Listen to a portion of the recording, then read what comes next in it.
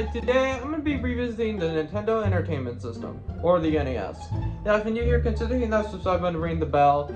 So I wanted to do this video for a long time because I've done other consoles in the past videos, but I've always wanted to get an original Nintendo Entertainment System, or the NES. I've always wanted one, but they're super expensive if you want them in like good condition and stuff, because I look on eBay and there's these listings that are like $200. What? It's just an ordinary Krabby. Oh my goodness! Squidward! Most of them include all the Mario games that were released for the NES, but it was way above my price range for what I'm willing to spend on an old console like that. But I finally got an original NES. Boom. Look at that. I actually found this on shopgoodwill.com. It's kind of like an auction site where you can buy various things, but you have to do like an auction type thing, kind of like eBay. I managed to get this for $40, which isn't that bad of a deal actually. Compared to all the eBay listings, this is actually a pretty good deal. Now, when I first got this, I was super excited because I've always wanted an original NES, but blinking lights. Yes, this thing has the infamous blinking light problem. I just knew, oh god, not this.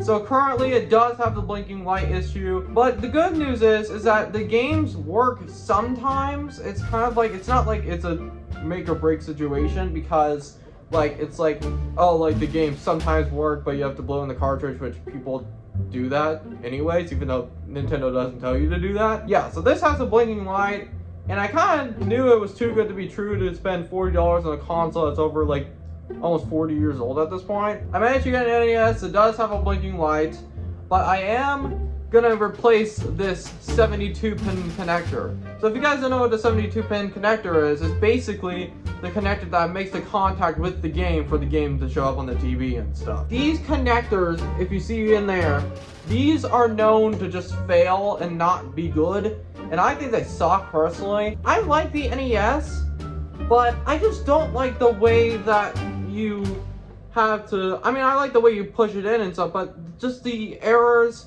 the trials and tribulations of getting for this thing to work in an original 72-pin connector, it's just as difficult. So it's actually not too hard to replace the 72-pin connector. You might need someone else to help you for a little bit. If you can get that 72-pin connector, some people recommend to clean it, but I would just recommend to replace it entirely, because these things are 40 years old basically.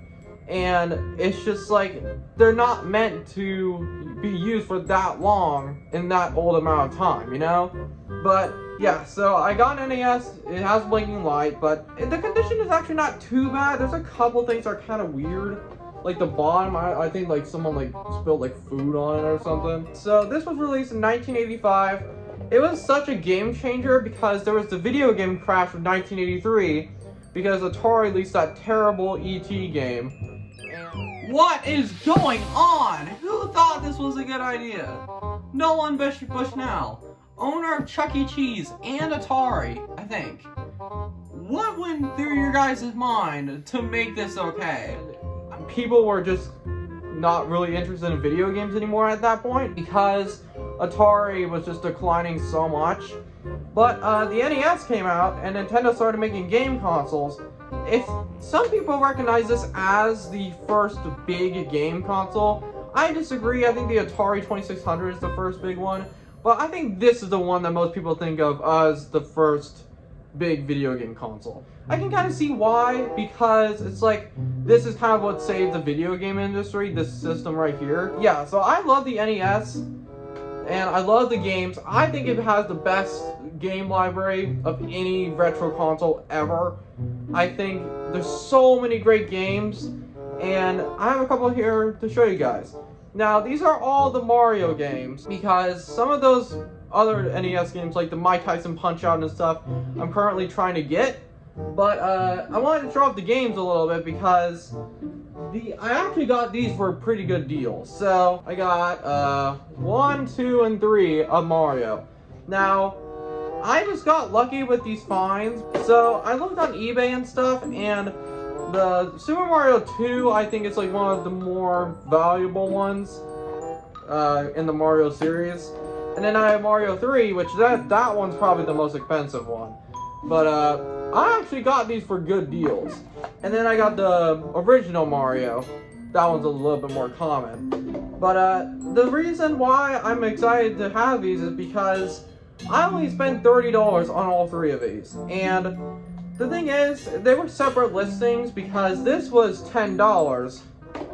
And then these two, Mario 2 and Mario 3, were in the same seller.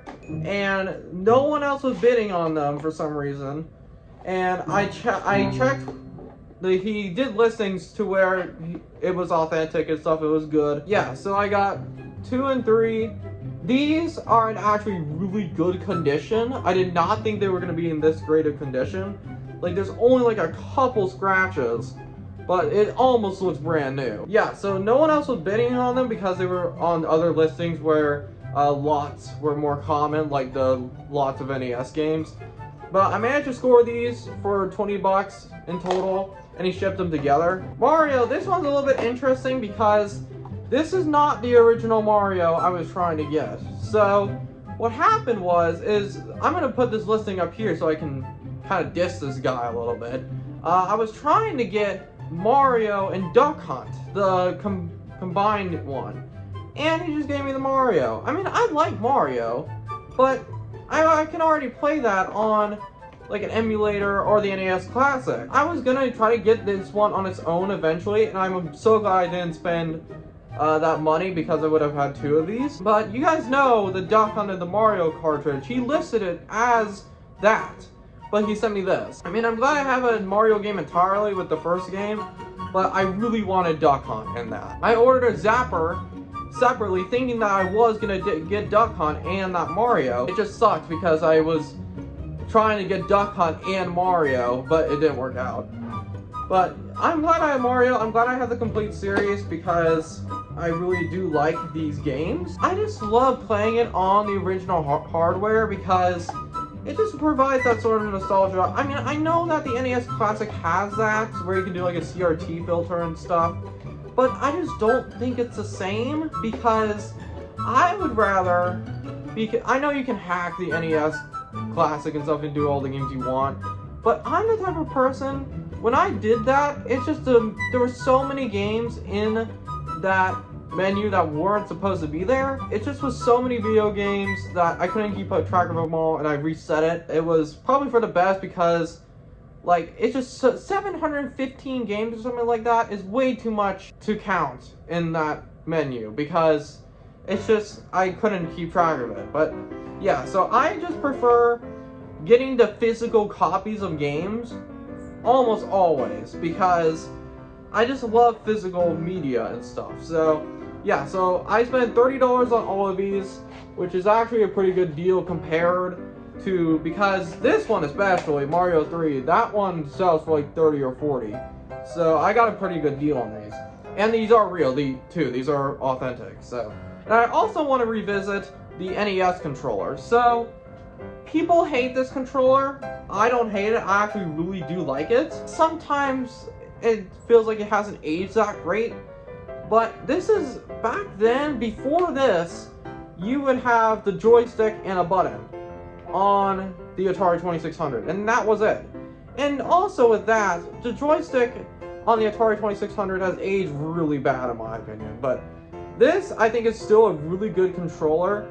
You have the A and B buttons, you have the start and select, and you have the D-pad. I like the actual buttons on this, and I like holding it too, but some people don't. Some people think the square edges hurt their hands, but I like it.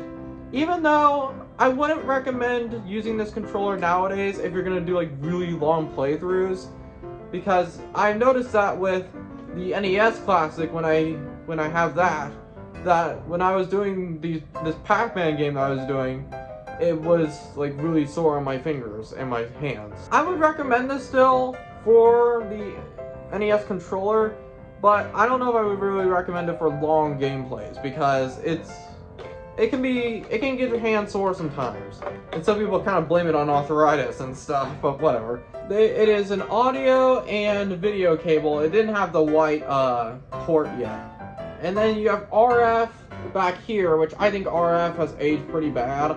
I mean, Atari 2600, that's the only, like, really old console that requires RF. You can't really do RCA. I mean, you can, but it's, like, really expensive to mod. But I really like the design of the NES. Even though it's kind of big and bulky, I actually do like this layout. So yeah, thank you guys so much for watching. I've wanted to do this video for a while because I've always wanted to get an NES. But now that I have an NES, I might do a video game collection on my YouTube channel down the line, because I think I have a decent collection. But yeah, so thank you guys so much, and I'll see you guys later. Peace.